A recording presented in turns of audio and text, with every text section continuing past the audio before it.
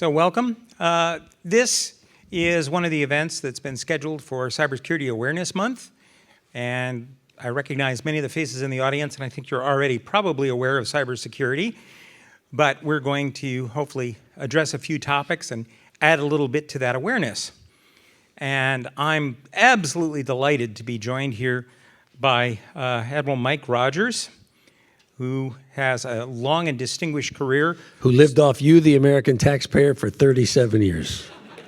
That's it. Let's cut to the bottom line. He lived off you, the taxpayer, and even now continues to get a retirement check from you, the American population.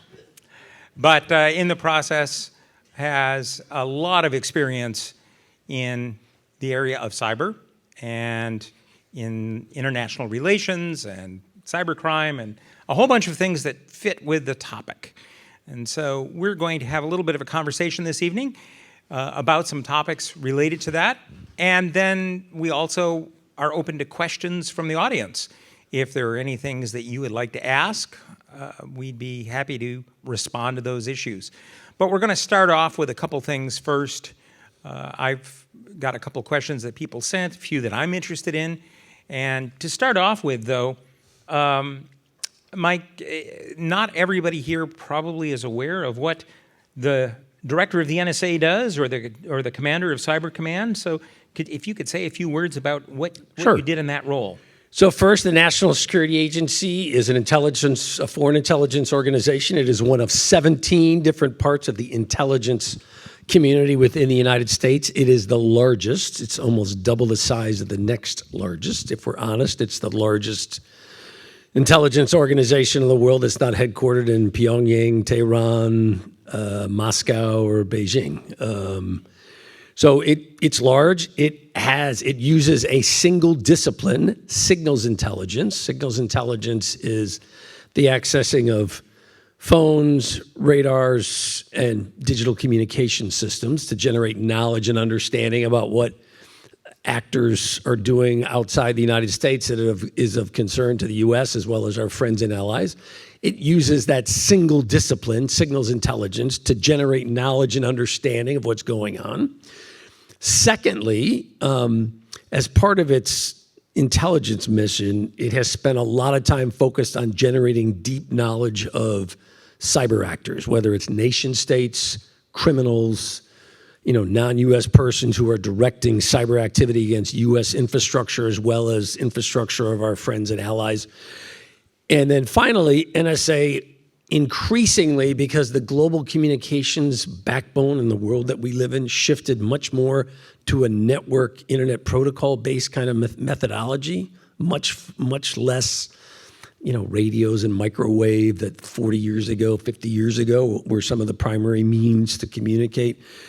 As communication started shifting into a very network-based approach, NSA had to get smarter about networks. So over the last 30 or 40 years, it generated deep knowledge and understanding of network structure. So that got NSA into the cybersecurity mission. So it is both a foreign intelligence organization and a cybersecurity organization that has deep technical knowledge. So that's NSA. It is what we call a Title 50 or an intelligence organization. That's important because when I acted as the DERNZA, the director of NSA, I always had to say, okay, I am using the following legal authority and the following budget. Because at the same time, I simultaneously was the commander of United States Cyber Command. That is a very traditional warfighting organization within the Department of Defense.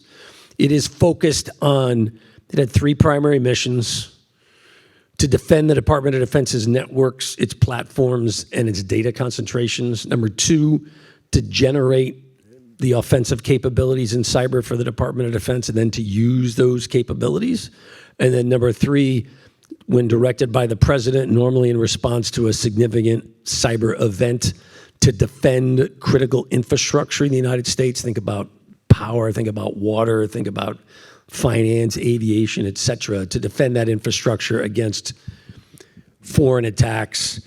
As Commander Cyber Command, the Department of Defense has what they called, now there's 11, at the time there were 10, I was one of the 10, it is one of the 10 warfighting organizations. So I found myself as a 4-star admiral being one of the 10 senior operational commanders. Now, I say this because what I try to tell people outside the military, so very interesting, I'm one of the 10 senior operational commanders in the DoD, and at the same time, I'm running the largest intelligence organization in the U.S. So you're simultaneously in these two very different worlds with very different cultures, very different approaches, very different legal authorities, very different budgets. So I would often have to say, okay, I am speaking now as the commander. And as the commander, under Title 10 authority, I direct the following sets of activities. So it was interesting at times because Congress, rightfully so, as the overseer of the funds we as citizens provide to our Congress so they can fund the government and do things for us in our name. I would have to make sure that we were not violating any accounting or misusing any of the money. So trying to always remember what authority and what role was always interesting at times. Yeah, there's also a difference in authority about what you can look at, what you can do, what you can affect. And I'll put a plug in here for any of the students if you want to know more about some of the differences, Title 10, Title 50, and some of that. CS 523, that's a topic I talk about. Way to shamelessly plug that course. Well That's done. great. Could you repeat that number for us again? CS 523. There you go. Available now. Operators are standing by. You should call. But it is something that is not unique to the United States, but is not a common thing where you have this separation of duties from the, let's say, the warfighting, the Title 10 part, the Cyber Command. And when he said one of 10, there's others. So, for instance, there's Pacific Command, Central Command that runs the wars in Iraq, European Command, Strategic Command, now Space Command. Yeah. And these are areas of responsibility. But it does, if I could, it also highlights, as a 4-star, as a commander, as the director, you had to have a deep knowledge of just what legally you could or could not do, which, again, you tend to take for granted. But there's a reason why they train you for 30-some-odd years before they put you in these kinds of jobs, because you're given a lot of capability, you're given a lot of authority, but you're also expected to fully comply with the law and to ensure that in the execution of your duties, you are not only doing what is legal, but you're also doing what you believe to do the right thing, which is not always the same thing as what is legal or not legal. Yeah, and I'll add on to that with a question, something that some people have been seeing in the news that's coming up. Under the Foreign Intelligence Surveillance Act, Section 702. Section 702. Yep, that's going to be expiring at the end of the year, and the administration would like to renew it. There is some question. This is something that NSA is one of the prime operators for 702, and for those of you who aren't familiar, the Foreign Intelligence Surveillance Act allows listening in on communications in support of detecting foreign intelligence, terrorism, other activities. I'm not going to give you the full description. But there have been concerns raised about the protection of privacy for U.S. citizens and that capability and how it's used. You've been in a position where you've had to oversee that. And had to fight for its reauthorization back in 2018, the last time that it was reauthorized. I was the director. Yeah. So do you have any comments on that? So first, it's important that people understand what it is and what it is not. So the FISA, the Foreign Intelligence Surveillance Act, was first passed by the Congress in 2008. Section 702 of that legislation grants NSA the legal authority to conduct intelligence collection for 5 stated purposes. So you just can't do anything you want. It has to match one of the 5 stated purposes. They are things like counterterrorism, cybersecurity, threats against the United States, threats against U.S. persons. So there's a specific set of thresholds you have to meet. And it specifically says that NSA has the authority to collect against non-U.S. persons outside the United States who are using U.S. communications infrastructure. The other part that sometimes agitates some people who have concerns is, and it allows NSA to do it without a warrant. You didn't have to go to the court. Again, you have to stick to the 5 stated purposes. In addition, from the very beginning, NSA was very upfront about, look, we acknowledge that given the way the global communications backbone works, we are going to encounter U.S. persons in executing this law. And in using these authorities, we are going to encounter U.S. persons. So NSA then implemented a whole series of protections internally about how we protect U.S. information. So in most cases, if we become aware that it's a U.S. person, we immediately purge the data. In some cases, for example, if it was a U.S. person who was talking to a foreign ambassador, as an example, that might have intelligence value, we would then protect the identity of the U.S. person. We would report it, and we would say, Russian ambassador talking to U.S. person one. Literally, we would say in the report, talking to U.S. person one. No name, no identity as to the time, the circuit. Again, we're trying to protect U.S. persons. So there's a whole series of protections. The last time we renewed this in 2018, concerns about should we be comfortable with the idea that NSA is conducting collection without a warrant. Now, one of the things I try to remind people is a warrant is intended for collection against a U.S. person. If we, for example, under the law, NSA cannot collect against a U.S. person without a court order. It can only collect outside the United States, and it must go to the FISA court and make the following. It must show the judge the following, that U.S. person is acting as an agent of a foreign entity, i.e., is working for the Russians, is working, fill in the blank. And we have to make a case to the judge. We have to show, the judge would say, well, what leads you to believe that? And we have to show the judge, hey, here's why we believe this person is an appropriate target. Here's why we think this person is acting as an agent as a foreign government. Then the judge had to make a decision whether or not they agreed or not. The numbers for that were always incredibly low because I had to sign off on every single application to the court as the director. I had to approve it all. The numbers were always, less than 25 persons. And to think about it, in a population of 335 million U.S. persons, I think at any one time we never were more than about 25-ish. And they all had a connection with a foreign entity. So you had questions about, well, shouldn't we do warrants for all collection? And my attitude was that is totally unworkable.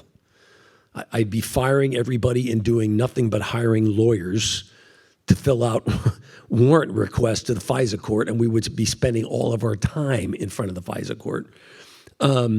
Number two, because U.S. persons are not the target, I can't tell the court in advance, well, we're going to run into so-and-so. And yet, on the other hand, that's what a warrant normally does. It's specific collection against a specific entity using a specific path, if you will, for a specific purpose. I said, look, you don't understand. Under 702, we don't know that. We just happen to inadvertently run into them while we're looking for these 5 conditions, while we're looking through the data. The issue for now has become, as we're trying to renew this by the end of December the 31st, 2023, is the people who don't like it are arguing, we think there needs to be more control. So for example, as the director of NSA, one of the things that impressed Congress in 2018 was, I can tell you every time we queried the data, I can tell you exactly the identity of the U.S. persons, I can tell you exactly how we used that identity, and I can tell you exactly who had access to it. And I can tell you how it was used, I can tell you when, because we kept great records of everything. And I said, look, here's how we try to shield the identity. Unfortunately, not every organization can do that. And the trouble right now is it is becoming really problematic for the FBI, where Congress is saying you don't have that same level of granularity. You don't have those same kind of records. We felt, and again, FBI has to do what's right for them. For us at NSA, we felt very strongly that because of the legitimate concerns of the society we defended, we needed to tightly control this. I think at one time, and literally, I said out of an organization that numbers in the tens of thousands, we have something like 42 people that are authorized. I approve everyone, and I'm one of the 42, and I actually put it in writing. So I said, we really restrict who has access to the data. We just put a lot of controls in place, and we're used to doing it that way. That's not apparently true for others. And so we're running into this debate at the moment. Yeah, it's one of the things that I think people don't understand necessarily about the agency is that you see movies like what was Enemy of the State is one, and yeah, they're listening in on everybody and every phone call. And no, that's not. They don't have the resources, first of all, to do that. And that wouldn't be effective. I'm going, guys, that would be such a stupid and ineffective way to do intelligence. And most work. people are pretty boring to really listen to. It's just. But the one other thing before I forget. So, what's the value of 702? Why is this so important? Number one, scale. It's a massive source of insight and knowledge that would be very difficult to replicate. Number two, speed. I don't have to go to the FISA court every time we want to collect. So our ability to generate insight and knowledge fast is really strong with 702.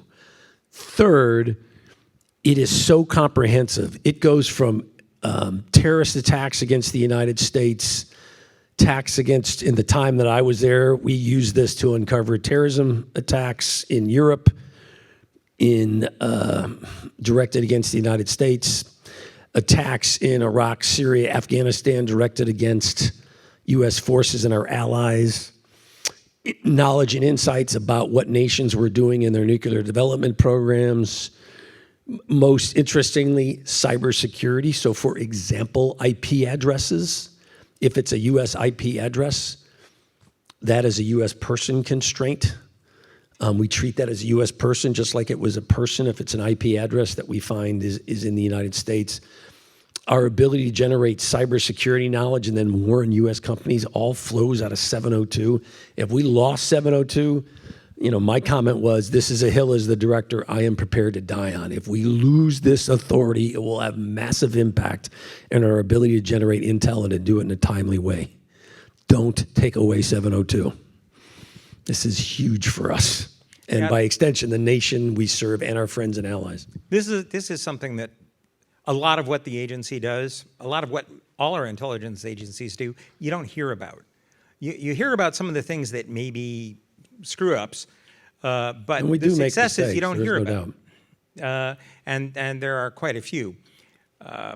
So this whole area of what goes on, when you're saying 323 million people in the U.S., how many people worldwide, not everybody is willing to play the game of being lawful and nice. And we saw that recently in Israel with what Hamas did to over 2,000 civilians. So it's probably good that we have those capabilities in place. No, I'm a big supporter of 702. I acknowledge that it will lead to the inadvertent collection of U.S. person information. I thought there were ways to protect that. I'm very happy and comfortable with the things we did to try to protect U.S. identity. And I thought the benefits far outweigh, because I just thought we couldn't replicate the benefits any other way. Yeah, and I'll certainly put in a plug. I know several of the people who have been lawyers before, previously, and currently at the NSA, and they're not to be messed with. They're very serious people. Hey, they stand up to the director. I mean, I can't unilaterally just say, well, I don't care if it's against the law, just do it. That's not the way it works. Yeah, it's not the way it works. Well, so moving beyond that, between us, we've got many decades of experience with different views. So we got that going for us. We have that going for us. What do you see as sort of the biggest challenges right now in cybersecurity, and maybe in the next 10 years, what's going to develop that we're not seeing currently? So first, to me, at times, we are way too focused on the technology and not focused enough on the human dimension. I always try to remind people, look, you can have the greatest technology in the world, but if you don't have a cybersecurity workforce that understands the strategy, understands the vision, and if we don't have a user community that understands what they are doing, guys, we're going to have all of our technology is undermined. We got to bring the human dimension into this. And all too often I see organizations that think, well, the answer to cybersecurity is just better firewalls. It's just better technology. And I'm going, that's a component of a successful cybersecurity strategy, but in and of itself, it's not enough. Secondly, we need to do more to hold organizations that are generating hardware and software more accountable for the faults. Mm-hmm.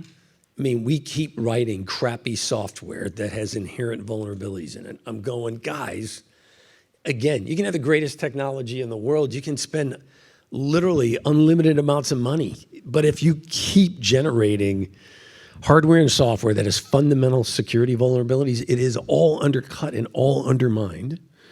Third, this idea that you can do cybersecurity on a schedule. I cannot stand Patch Tuesday. I'm going, let me get this. You think you can do cybersecurity on a schedule? What do you think the adversary does? They don't work on a schedule. They don't sit there and say, well, we're not going to do anything until they finish Patch Tuesday, and then we'll just, take a look at what we're going to do. I said, guys, it doesn't work that. It's one of the things I think that is going on in Ukraine that has been very powerful. They took a very different approach about cybersecurity and cyber resilience. And one of the things was, we're not doing cybersecurity on a schedule. As we uncover vulnerabilities, as we come up with improvements, we will implement them immediately. We're not going to wait and try to do this on a schedule. I also think that we need a different model. And you're starting to see a shift in this. And what I mean by that is, I used to constantly hear when I was in government was, well, the future is all about collaboration. Hey, commercial sector, you share with the government what you're aware of. Government, you share with the private sector what you're aware of. And my experience was that all takes time. That's half the time neither side realized that something was important to the other. They just didn't have enough of a knowledge of what the other party, whether it was the government or the private sector, really valued. I'll give you an example. So SolarWinds, arguably one of the largest supply chain attacks we've seen, directed criminal activity, in this case, nation-state activity directed against users in the national security arena who were using SolarWinds software. So they went in, manipulated the software, waited for the targets to upload it, and then went after the targets that had now uploaded compromised software that had launched a couple of malware programs. The targets didn't identify this. The targets were predominantly, not exclusively, but predominantly government. This was discovered by the private sector. From the time that, in this case, it was, FireEye that first found it. And I talked to Kevin Mannion about it at the time and said, Kevin, the good news is you found it. The bad news is it was 2 weeks from the time you first became aware of it to the time you announced it. Now, in fairness to Kevin, when I asked him why, he said, Mike, we're concerned about liability. We need to make sure that we really understand this before we start talking to the world about, hey, we got a vulnerability here. And I'm going, in the world we are living in, we cannot wait for perfect knowledge. We can't wait for 2 weeks. So I think the future is much more about integration, working side by side. I cannot stand this. You do your thing, I'll do my thing, and we'll share information each other while we're doing it. I look at it and go, guys, it's not working. And I don't see that changing. I think we need to pivot a very different model. I'll tell you, we did not coordinate on this at all. And so those of you who've been listening to me for any length of time have heard me say all of these things. So I think we're... So what he said should be my answer then. Yeah, we're violently in agreement on this. So I'll be interested in what are you seeing as emerging threats over the next decade that we're not facing now, but we're going to be in trouble with over the next few years if we don't anticipate and... So off the top of my head, I don't think we're spending enough time focused on identity. And remember, that's identity not just of individuals, but that's also identity of software, hardware, and components.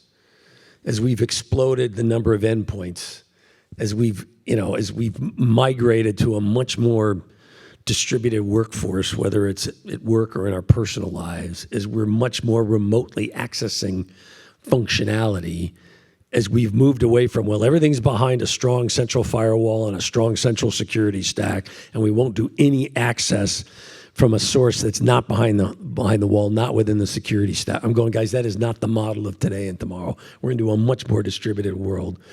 So we've got to come up with a much better identity regime to me, because now we're remotely accessing functionality from a whole breadth of devices and endpoints that 5 years ago, we said, well, don't worry, that's never going to happen because we're all going to be behind, a firewall and a central security stack. Number two, I would argue, AI and machine learning are double-edged swords. They're going to do great things for us in terms of the knowledge and the insight. But the flip side is they will also enable a whole lot of individuals out there to identify, access vulnerabilities, to very quickly write new code and new malware that, quite frankly, you can't do as well right now. And it'll broaden the ability of individuals who don't necessarily have the strongest technical knowledge, but because they can access something that gives them access to a much greater technical knowledge. To me, I worry a little bit. It generates a bigger pool of potential adversaries that we got to be paying attention to. I also am concerned a little bit that what happens if the space between the nation state and criminals or non-state actors blurs, and increasingly they use each other. That's not a good sign for us. And then you're going to see, knock on wood, I'm waiting to see what happens with the Hamas Gaza issue we're dealing with now. But what happens if this conflict, as an example, starts to broaden from the physical into the virtual and the non-physical? What happens if other actors who believe strongly that what Israel is doing is wrong decide, hey, we're going to use cyber as a way to register our displeasure? You've already seen that a little bit. But what happens if it becomes much more pervasive, and what happens if those actors are able to up their game? And the last scenario, so 6 January, we see a physical attack directed against the Capitol. What happens if people start to say, you know, one way to really expand civil disobedience is to move beyond just the physical protesting, demonstrating, attacking, burning? What if we decide that there's a cyber component to civil disobedience? Hey, I'll show the government how unhappy I am. I won't just try to physically assault the Capitol. I'm going to try to take out traffic infrastructure so there's chaos on streets. I'm going to try to go after government services and government functionality. You know, that worries me. We've never had to deal with that, but what happens if we have to in the future? Yeah, our whole law enforcement structure is built around the idea that most people are law-abiding, and we don't have the resources. And most people are. Yeah. Well, I think this is interesting because this is something I've been thinking about, in the sense that traditionally there were only a few countries that had anything significant in the cyber realm. And we protected that. We were in the leading role for that. We sort of were able to set standards and impose on others. As time has gone on, not only has that changed, that more countries are able to do that. More of those countries, some are friends, some are allies, some are sort of in the middle ground. It's difficult to say. We have some role to engage with some of them to help protect common interests.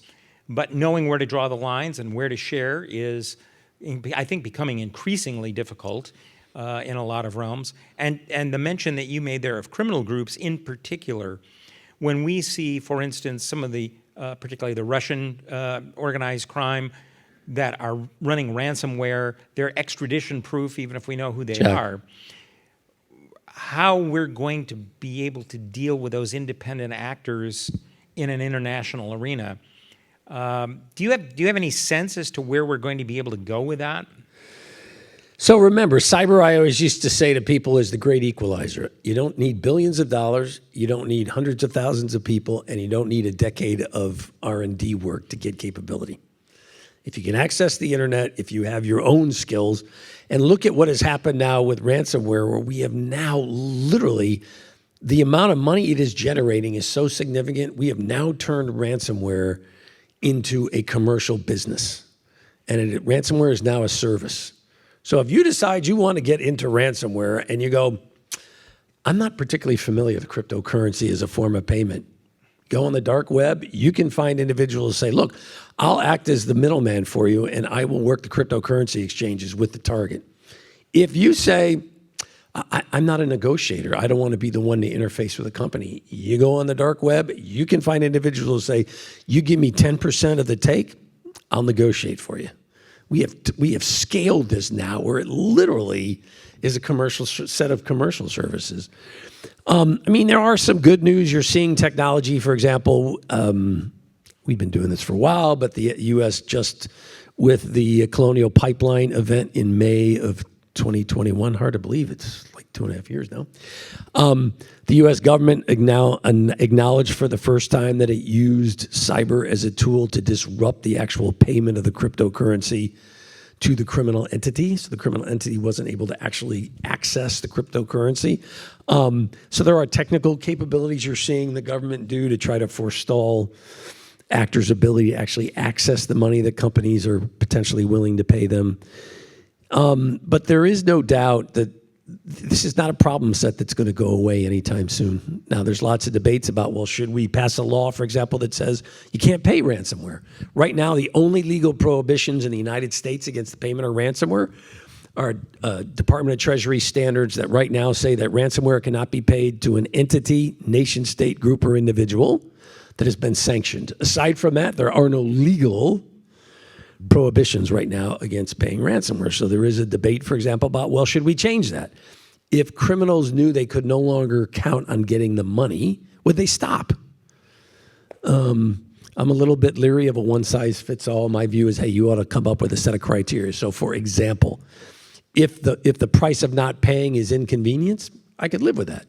On the other hand, if the price of not paying is potential loss of life or damage to health and well-being, I'd say, that concerns me a little bit. So I'm a big fan of just don't do a one-size-fits-all. Let's come up with a set of criteria. Well, the whole cryptocurrency arena is interesting. It seems to me that, at least from the reports I've seen, the majority of uses of cryptocurrency are ransomware, fraud, and violation of export control, like North Korea paying for their nuclear weapons by stealing electronic currency. Do you think? Although there are legitimate uses, and I'm a personal believer that digital currency will be a component of the broader global financial structure in the future. The challenge right now is, number one, there's last time I looked, we're at like over 400 different cryptocurrencies that are available. Yeah. So we're in the hundreds. There's no standardization. There's no security. So what you keep seeing is we get these spikes where high confidence, lots of investment, loss of confidence, loss of money. So we keep going through these spikes. Can't we come up with a structure that actually engenders confidence that leads to some baseline of investment sustainable over time?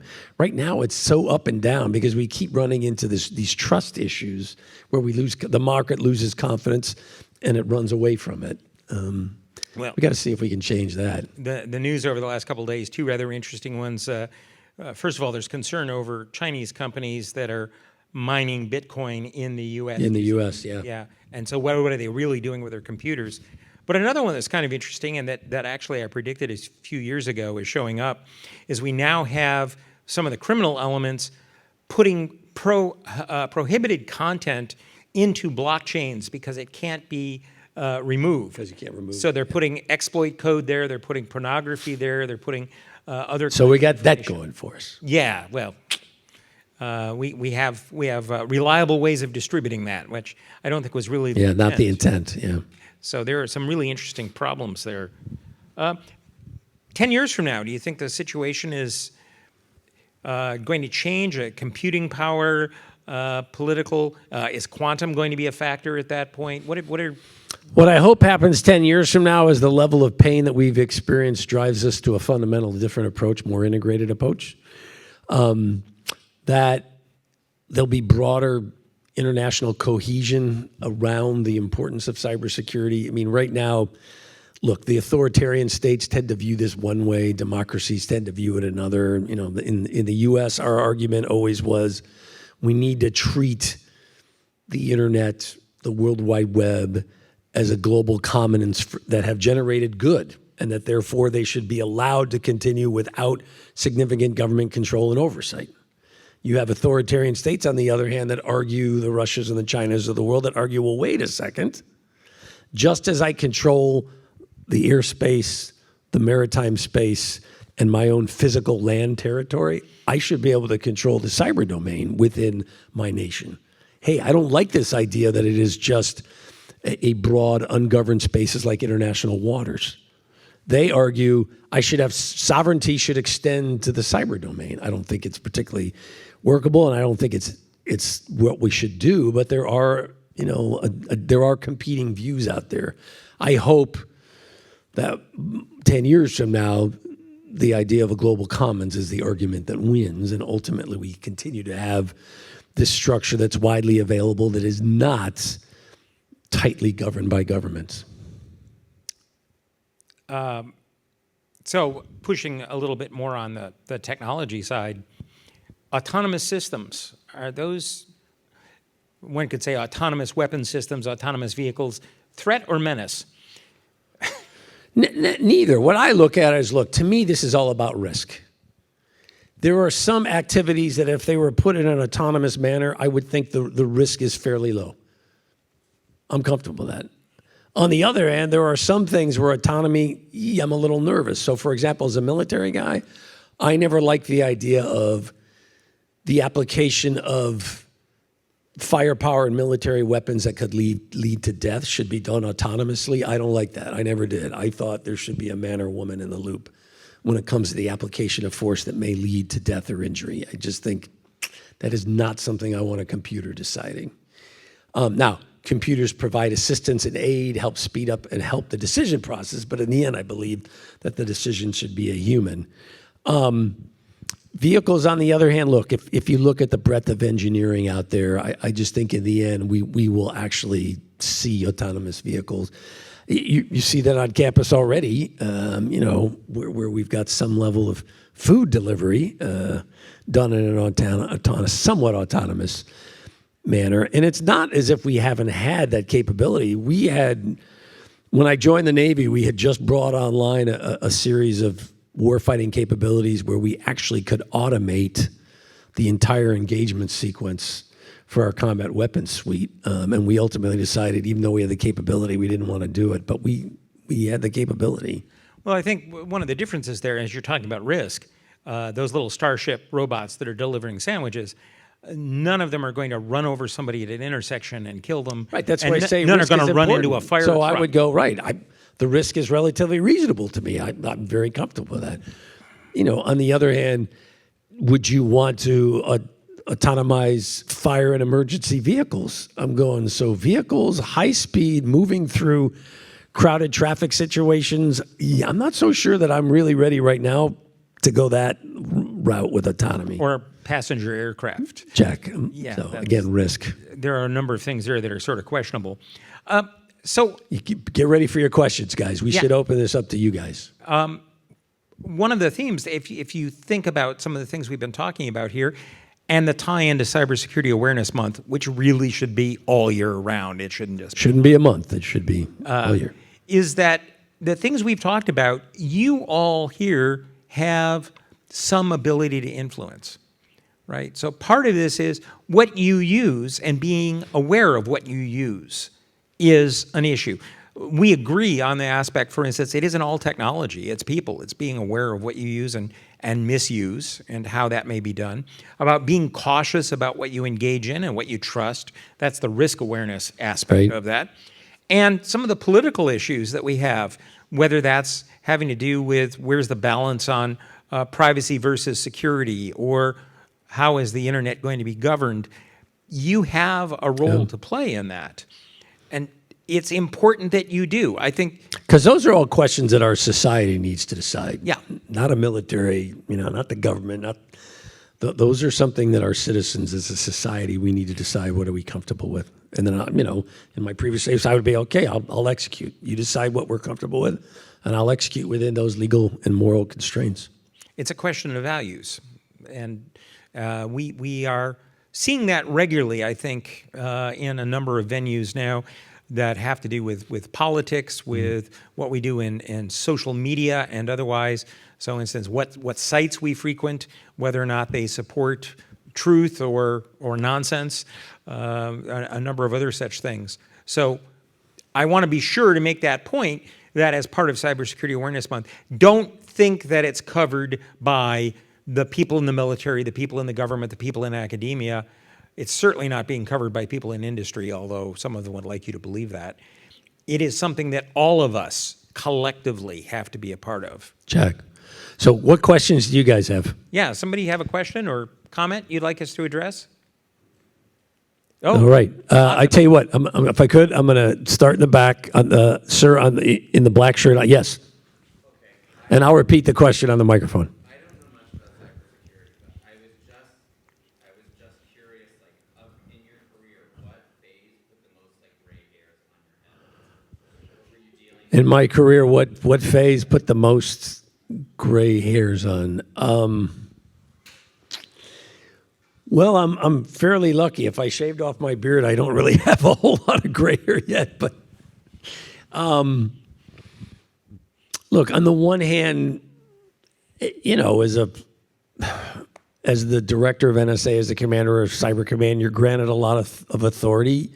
The nation places a lot of capability in your hands. One of the things that surprised me as the director of NSA was how much authority that I had was granted to me, where I can remember the first time I've literally been in the job for a day and the lawyers come up, hey, sir, we need you to sign off on the following operation. And I read through it and I said, okay, they brief me, we talk about it. I sign it and then I go, okay, who in the White House is the bottom line for this? Because I'm thinking, oh, this got to go to the president, the national security advisor, the vice president. No, sir, you have the authority for this. And I was like, holy crap. I mean, if this goes wrong, this could be fairly significant for the nation. I'm comfortable with doing it, but I do acknowledge that there's potential. I'll tell you the time where I felt probably the lowest in my professional life, but I'll also tell you about the power of leadership and the power of an individual to make a difference. So we had an individual who we caught and subsequently sent to jail. We took him to court, sent to jail for compromise of information. He was found guilty in a court, and he was sent to prison. He had removed some material from NSA, and we were concerned that he had opted to make some of it public. And I told the Secretary of Defense, sir, this is significant. And this was early. When we first find out about this, we don't fully understand exactly what he potentially has removed. But what we do know is a cause of great concern. So I go to the Secretary of Defense and I say, sir, we need to brief the president on this because I'm going to tell you what I think is most likely, but I also need to walk you through what we call the most dangerous, the worst case.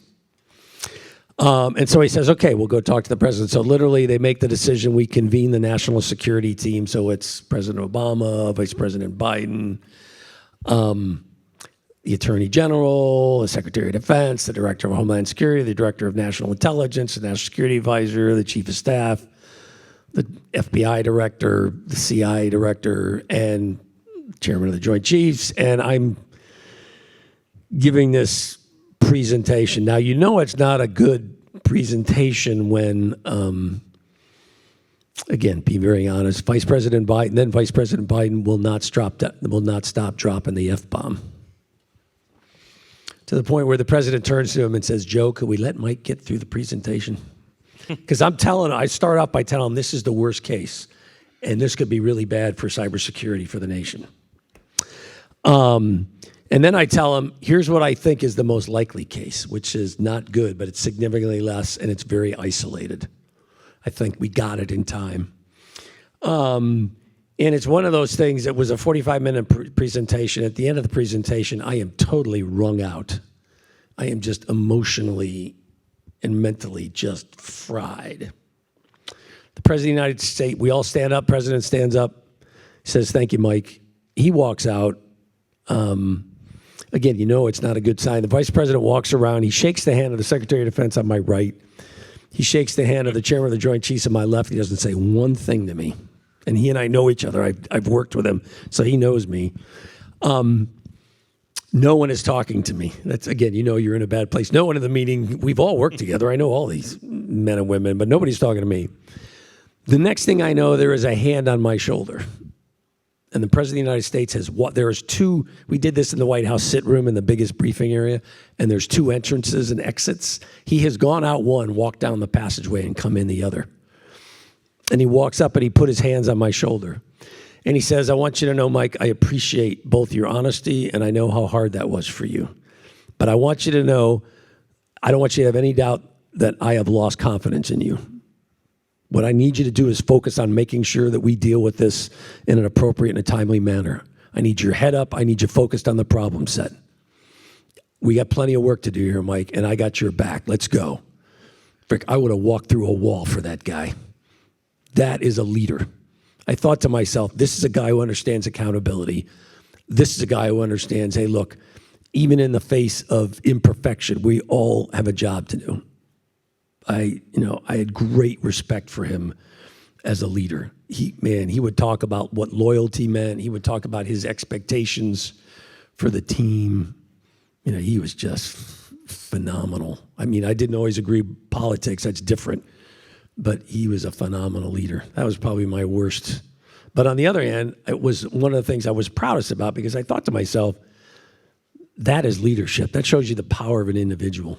I didn't walk out of that thing feeling, oh, crap. I walk out of that feeling, man, shit hot. We got this. Let's go. Man, I was pumped. So. But there were probably gray hairs out of that. I was good. I was very lucky in the sense that I never internalized it. I was always able to deal with high stress and high workload without any major issues. I was always lucky in that regard.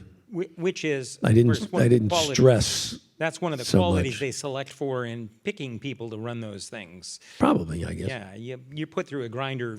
I will years. say, when you're working, 16 hours a day, 7 days a week, if there's no problems, and I did that for 4.5 years, that just, you get kind of worn down in some ways. But if you got a great team, I was so lucky I had a great spouse and a great children that were always there for me, even though I wasn't always there for them, sadly.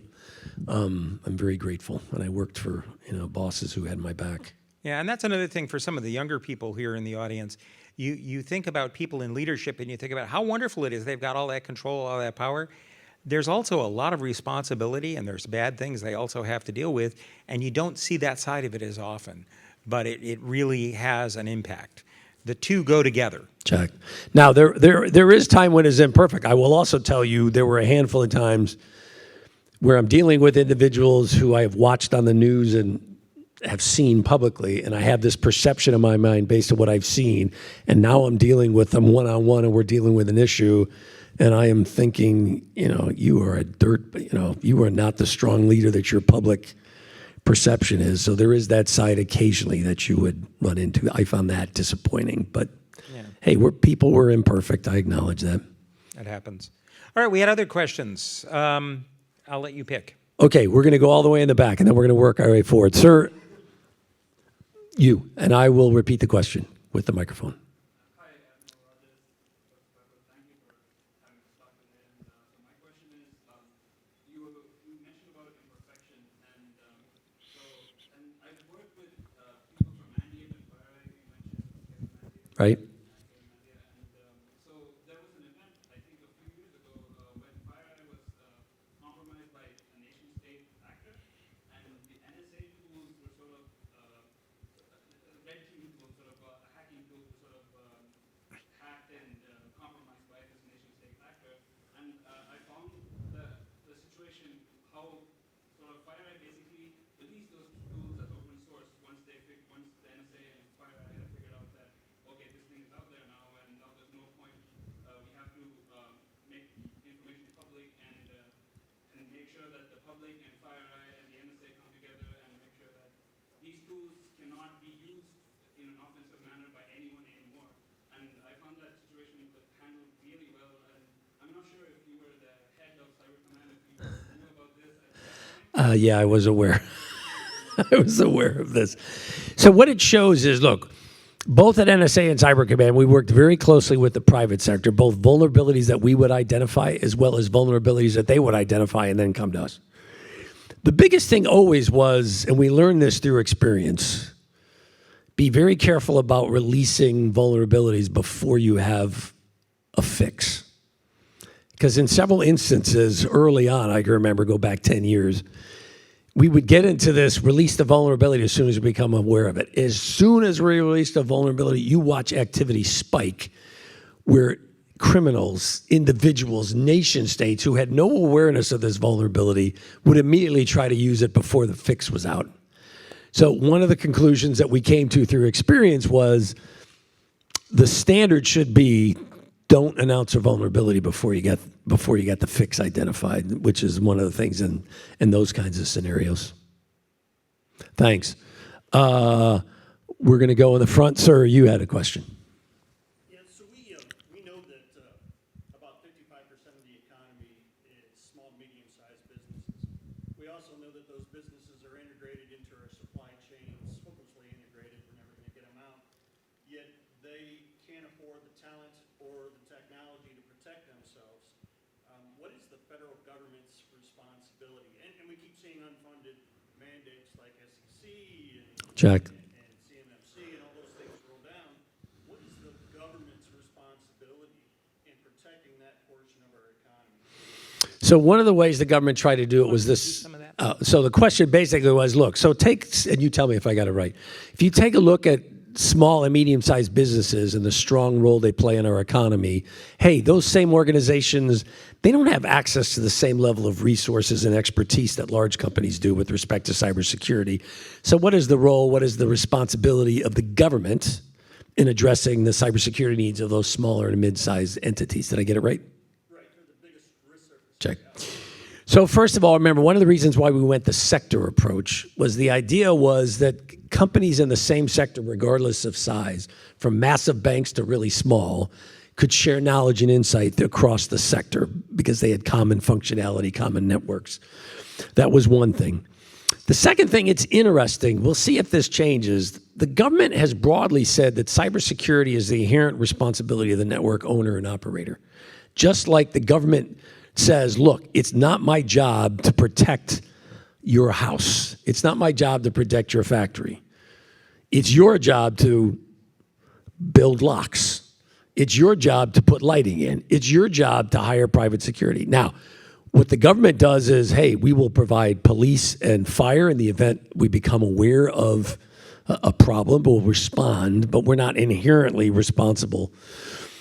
So historically, that's been the government's approach with cybersecurity. You're starting to see a little bit of an evolution in that. Interestingly, if you look at the latest U.S. government cybersecurity strategy released in March of 23, for the first time, it says, we're not going to hold individual users accountable. What we need to do, because it's beyond their ability to really change. What we need to do is hold those who develop software, those who develop hardware, and those who actually operate and own the network and the data structures that most of us use. So it's interesting to see that. You've never seen that before. We're only 6 months into this journey. So you've seen a pivot within the government. We'll see how this plays out. I think it's an appropriate one. Like you, I'm the first to admit, like take the biggest banks in the United States. They will sit there and tell you our baseline cybersecurity budget is $500 to $750 million a year. That's $500 million to $750 million. How many companies can afford that kind of investment? It's just not scalable. And so we got to come up with solutions that aren't predicated on access to billions of, hundreds of millions of dollars and the top talent. I think universities also are going to play a big role in this in terms of the education piece for this as well. We've just got to make people smarter about cybersecurity, because one of the things I think is important is all too often I watch organizations and individuals say, this isn't my responsibility, it's the company's responsibility. It's the owner of the network. And I'm going, guys, this is a collective responsibility. As users, we got to stop clicking on links. We got to stop opening emails from people we have no knowledge of, no awareness of, or we have got to stop and ask ourselves, should I open this? Does it make sense? You can't sit there and say, well, if it came through, it must be valid, it must be safe. We just got to get the users involved in this too. I'll add to that. I think Go one ahead. of the things that change on that as well is a little bit of the attitude of the users, so that I am willing to maybe not be able to instantly send cat videos to a friend over email in exchange for having less dangerous, Check. less immediate kinds of threats in the email. So we have to change some of that relationship between the expectation that we have and the capabilities that are provided. Yeah, yeah. Question, can I get a question from a woman in the audience? Young lady. Hi, Kelly. I'm Mike. Good to meet you. When you were talking about ransomware, and you were saying like it's a big like market, like it's a big problem. Honestly, I was kind of confused because I kind of think of ransomware as like a 2000s problem, like oh Windows Vista used to have problems with that. You know, I didn't like I've never seen ransomware like in this recent age, so or at least not on mine. So would you say that? Consider yourself very fortunate. If you, depending on what source you want to use, ransomware payments right now are numbering somewhere in the tens to hundreds of billions of dollars a year. Would you say that that's mostly affecting?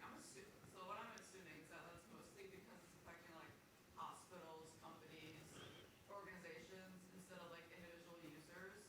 But would you say that like that's the case? Like ransomware attackers are more. They've been more focused on businesses, in part because their belief is businesses have more resources. Yep. Most individuals are not willing to pay a ransom of $10 million. Some businesses are. You don't find many individual users. There's also been an evolution that if you are trying to extort 500 people's grandparents for ransomware, most of them have no idea how to get cryptocurrency. They have no idea how to decrypt their files. The overhead that you have to put into making that pay off is far more than hitting a school district or a local government for the same amount of money in a smaller amount. Yeah. So it's really shifted because it's become, as Mike was saying, a business. That like more there's been any improvement on on being able to decrypt the files after they've been encrypted from ransomware, or like is it still like oh no we lost all our Right now, with the current state of encryption, it's difficult to overcome. Without the key, it's difficult to overcome the encryption. Now, there are alternative defensive strategies. Do you have access to the data in other locations? Have you stored it? Can you access it via other means? Can you create, for example, if you had to do a total burn down, how quickly could you create an alternative structure? What degree of functionality would you lose and for how long? So there are workarounds, but right now with the current state of technology, with even the most advanced computation, which is one reason why, again, quantum is viewed as potentially really interesting, not the least of which, because it could potentially change the dynamic with the ability to overcome commercial grade encryption, which right now you can't. That's one of them. Now, this is the last question, though, but Yeah, that is now- one. A data strategy should be part of your cybersecurity strategy. I'll add two other things to this. One is, depending on what figures you listen to, the majority of ransomware actors never give a valid key back that the victims cannot reconstruct. So they're stuck having to come back from backups or building it out anyhow. Or they can only recover part of what they're doing. Yeah. But what's happened, because as news of that has spread and as more organizations have defensive measures, the ransomware actors are now moving, so they're asking for ransom to keep from disclosing the information to other sources. So for instance, taking medical records, 23andMe is a recent victim. And they're ransoming not so much to get the data back to the operator because they still have it, it's to prevent them from disclosing it in public fora. And so we're seeing a shift there in where the extortion. Right. The whole idea is the criminal picks a methodology that they believe increases the probability that Yes. the victim will pay. Yeah. I mean, bottom line. There was a question over here. Sir. Yourself with the glasses and the gray shirt. Apologize. Sorry, so we were talking about human factors and the amount of proprietary information that NSA has. So depending on that, how does the NSA continue its background checks on the employees within NSA? Because we also know that behavioral factors also take a lot of Check. stats, and the insider threat is also a really great problem. So I wanted to understand what's the stance on NSA on their employees when they're looking at insider threats within their own set of people, because psychological and behavioral facts also come into the picture if we consider stress from the family and also other Check. factors. So if you first become an employee for us, so we do a background check on you. What the background check is designed to see, look, are there any previous historic indicators that there might be a problem. Drugs, interaction with law enforcement, etc. We use a polygraph, and the fact that we can polygraph you at any time as a tool to convince you, hey, you don't want to compromise the information we've given you because we're going to continue to assess you.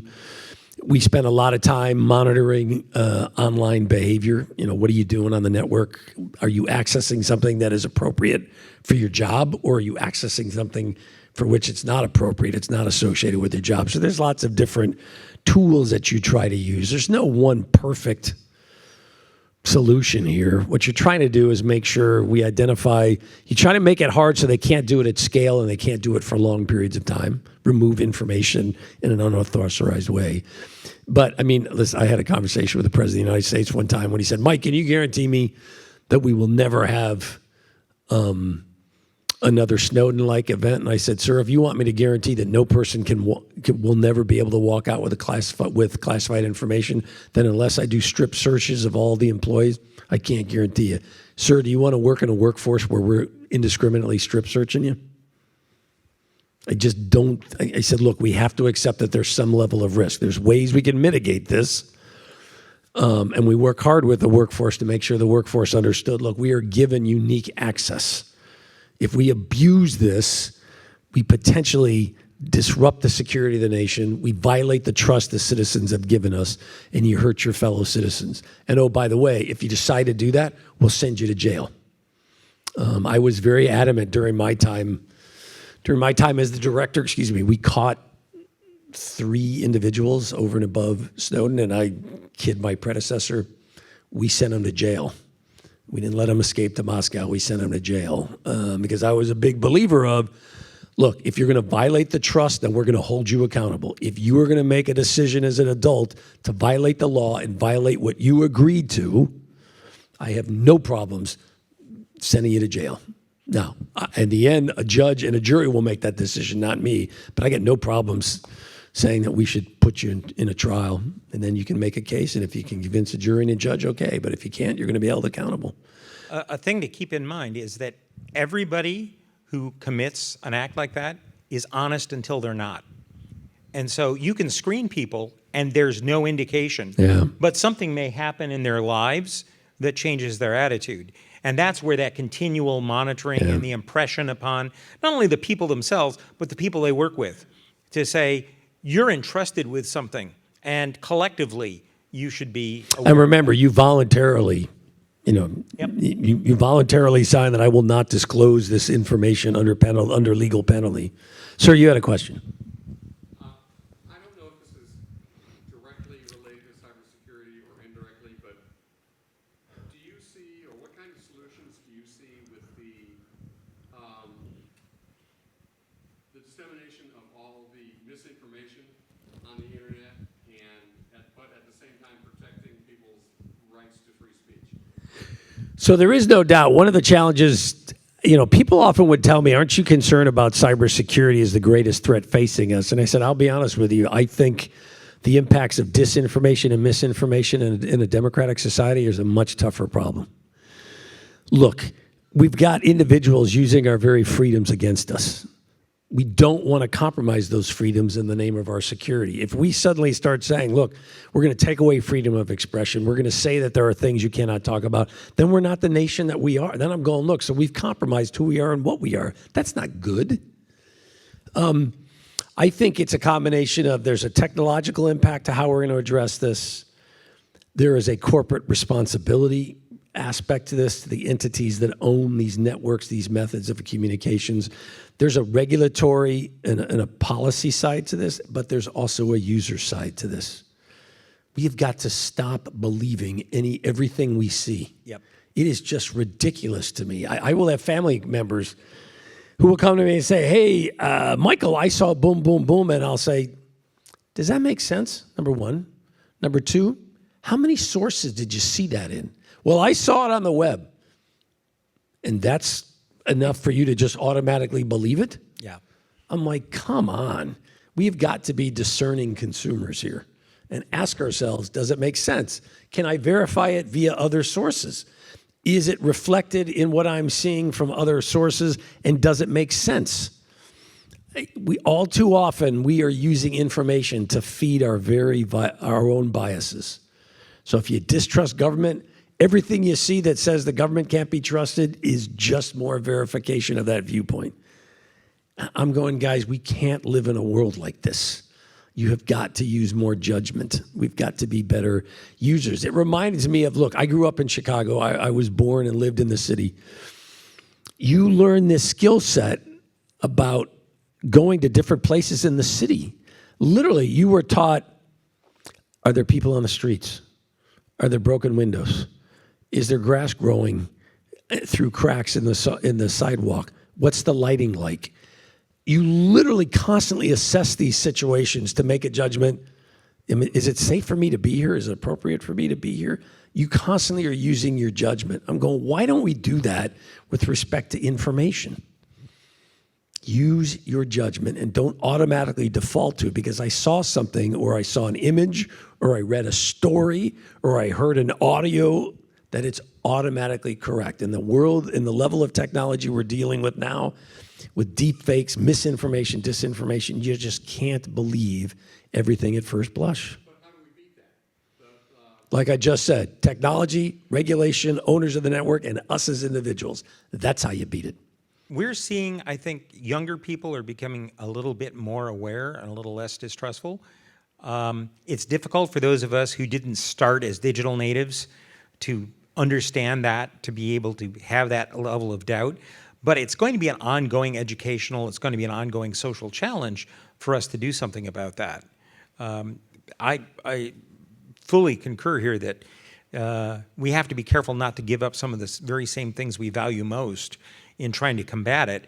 But for a lot of things that we talk about, that the idea of what democracy is based on, for instance, is on education, on informed choice.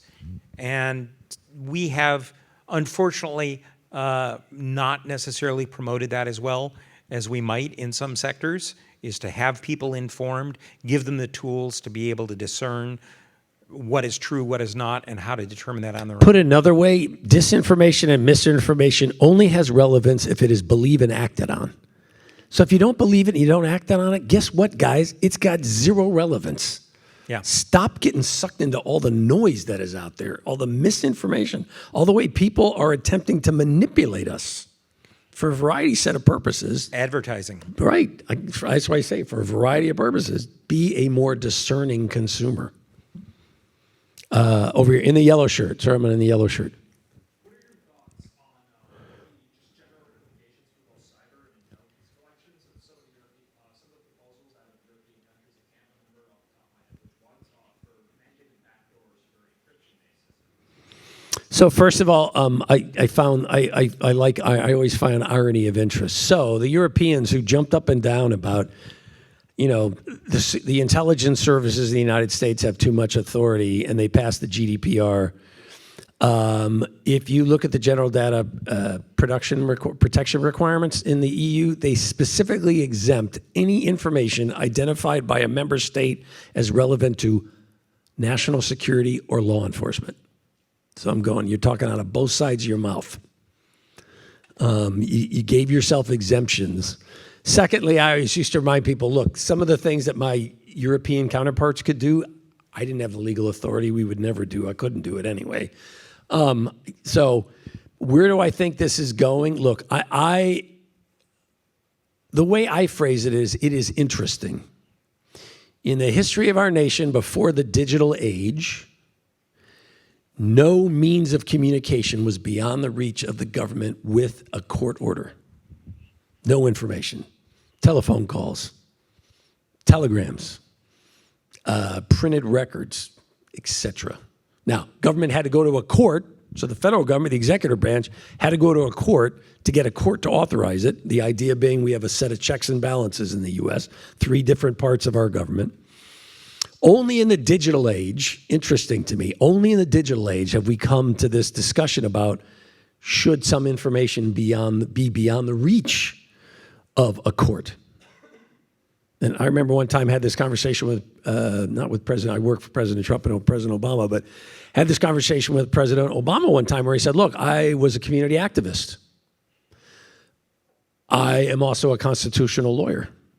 I believe strongly in the protection of rights and the protection of privacy and the rights of individuals to freely express themselves. But I also acknowledge under the law, we have always created the means in the interest of security or legal compliance. We've always created a means for government to access communications. And it's only in the digital age that suddenly we're saying to ourselves, should that not be true?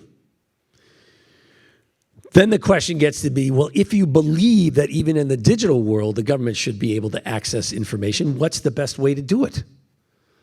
Both from a technical standpoint, but also from a moral and an ethical standpoint. What's the best way? If you make that decision, what's the best way? We used to constantly get into this debate about should the government have back doors? And my attitude was, I don't want a front door. I want a front door with a lot of locks. But I believe that the government should have access to a key that a court says we can use on the locks for specific purposes, under specific circumstances. Because we have literally always done that until we got to the digital age. Now, the question is, what is the technical solution? If you are going to provide the government with the means to unlock that lock, are you endangering the broad security of the system? As a guy who NSA develops all the encryption for all the classified standards, all the classified systems in the U.S., in the U.S. government. So I was heavily involved with encryption standards, with not only developing the mathematic formulas the organization did, but also then actually creating the mechanisms to promulgate encryption keys. And so I was always frustrated. Why aren't we having a discussion about what is technically feasible? Instead, we're having an emotional discussion about should we or shouldn't we? That I found was, look, it's an appropriate discussion, but it's not the same thing as, so if we make the decision we should or shouldn't, what is the best technical method to go about doing it? People, to me, didn't want to have that technical discussion, so it became all about, well, we shouldn't do it. And my view is it's a fair conversation, but tell me why things are different in the digital world than the first 235 years of our history. Why is the digital world so fundamentally different that we just say, hey, we shouldn't be able to access any of it? But we all got to decide as individuals what you believe in. Let me add a couple points to that. One of the things that's also of interest here is in the sense that if we create a mechanism that allows lawful access, it's not U.S. only. That's something that is also going to be made available by the vendors. It need to be available because they operate in other countries, to countries that may use that for purposes that we believe fundamentally by values that we have are inappropriate and may lead to imprisonment or death of people because their private information is then made available. That's got to be part of the discussion. And I think that goes to part of the emotional aspect you're talking about because it does allow collection at scale of information that can then be used to oppress a population. And so that is an area of concern. But there's a second area, which is, again, going back to being informed consumers, where we have people who are saying, oh, we have to prevent strong encryption because, well, it used to be dealing in drugs or terrorism, and now it's child exploitation. So it changes every decade as to what is the new boogeyman that people are talking about. And if you talk to people who work in the area, I mean, it's terrible. There's no question that child exploitation, child pornography, human trafficking, those are terrible things. But it turns out there are other mechanisms to catch those people. It does not necessarily mean you have to exploit or prevent the use of encryption by everybody else to catch those people who are doing that. And again, that has to be part of the discussion where we step back from the emotional aspect of that and look at the bigger picture. It's not a simple question. Yeah, and there is no doubt cybersecurity is fundamentally in our best interest. I don't question that for 1 minute. I truly believe that. Yep. We're going to take one more. Sir in the black. Yes, sir. I think you're going to take us home. Let's get a drum roll for this question. This is really going to be a good question. There you go. Way to go, you guys.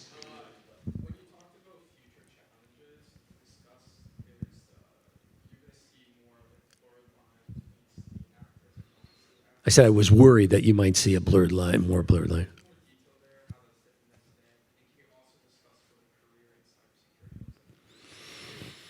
So, what happens if a nation state wants to take action against another nation state but uses a non-state actor as a means of obscuring attribution? I mean, that to me, that encourages more aggressive behavior, higher risk. That's not a good thing globally. That is not a good thing. The second question was about how. Yeah. What's my perspective on cybersecurity career? Well, first of all, look, we need more cybersecurity professionals within our nation and the broader global community. So I would tell anybody who has an interest or an aptitude, this is a great career field with a high probability of employment for a long time and a level of financial compensation that's better than some areas. So you can make a good living doing this. Secondly, this is also a way to really make a difference and make our society stronger and better. So there's that, moral and ethical, hey, I'm doing something that's relevant. I'm doing something that's important. I'm making a difference. I'm helping out my society. I'm supporting the men and women in my own nation, but the broader global community. Hey, those are all good things. So to me, there's a great personal return in this over and above what you get paid. Thirdly, look, it's a skill set that is increasingly relevant and valued. Don't you want to work in a career field where you're both relevant and valued? I'm like, yeah, man, I don't want to do something where people are going, I don't care what you do. Who cares about that? Or, yeah, it's interesting, but it's not particularly relevant to the mission of the organization. Boy, cybersecurity is incredibly relevant to the mission of every organization. I'm like, ugh. So those are things to me where I go, hey, that's all great. Now, I will also say the flip side is, at times, and I'm saying this at a university, so I don't mean to offend everybody, but at times we are way too obsessed with the idea everybody's got to go get a college degree. Guys, there should be a spectrum within the workforce. There are some who have formal education. That education may be at an undergraduate level. It may be higher. There are some whose formal education will consist of certifications as opposed to, hey, I got a master's degree in cybersecurity. There are also going to be those who, I never went to school. I never had any formal certifications, but I love this. I've always been good at it, and I've spent a lot of time in my personal life developing skills. We want a spectrum that brings all of those attributions together, all those attributes together. Not a cookie cutter to me where you have no relevance to me unless you get a master's degree. I'm like, that I don't think that's an approach that we can afford personally. And with that, over to you, host. I will agree with that, even though I'm here at the university and running a graduate program and teaching people in the field. That will probably give you a broader set of choices and a longer career in any field that you're going to pursue. But I definitely agree that, for instance, people at community colleges or people having some training. Now, you shouldn't take a 3-weekend course in firewalls for dummies and then consider yourself a security expert. That's not appropriate. But it is not the case that you have to have a particular degree or certificate to be able to do something like this well. And again, this goes back to the idea all of us should be part of cybersecurity. Yeah, that's how foundational it is to me. So with that, to say there are people who have been doing this for a while, we are graced with the presence of someone who's made a huge difference in the world with his experience. Well, I just experienced a lot of pain and tried to learn from the pain. And the gray hairs. So if you would join me in thanking Mike Rogers. Hey, one last thought. Look, every one of you should leave here tonight with a firm belief in life that every one of you can make a difference as an individual. Yes. I don't care what you do. Everybody can make a difference. And all too often we live in a world in which people think, oh, the problems are too big. This is too complex. There's 335 million people in the United States. I can't make a difference. Come on. We got to look to ourselves and our communities to start doing some things as opposed to, well, it's up to somebody else to fix this. It's up to somebody else to address this. And at least 3 of my students or former students out here, and I will say when he says you can make a difference, positive difference. Positive That difference. is true. Please make a positive difference. On your way out, if the table is still set up, there's some awareness materials, there's some things the university provides. Feel free to take some of that. And thank you so much for coming Yeah, tonight. thanks. Safe trips home. Be safe. Thanks, you guys. Be safe.